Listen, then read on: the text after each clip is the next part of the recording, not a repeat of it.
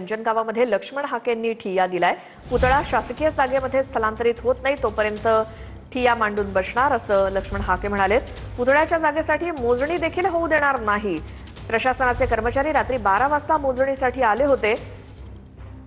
सोलापूरच्या माढ्यामध्ये अंजन गावात महापुरुषांचा पुतळा बसवण्यावरून वाद झालाय।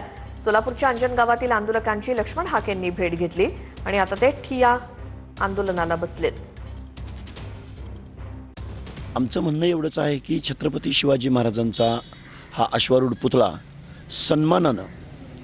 सन्मानानं प्रशासनानं योग्य त्या जागेमध्ये बसवावा। आमचा छत्रपती शिवाजी महाराजांच्या पुतळ्याला विरोध नाही, तर त्यांनी जे स्थळ निवडले, जी जागा निवडली, जे मंदिराचं प्रवेशद्वार निवडले, हे धनगर समाजाच्या मनामध्ये दहशत निर्माण करणार आहे। कारण प्रवेशद्वारावरती छत्रपती शिवाजी महाराजांचा पुतळा, त्याच्या मागचं झाड, कारण जिथं पुतळा बसवलाय तिथं हे पालखी मार्गाचं ठिकाण आहे।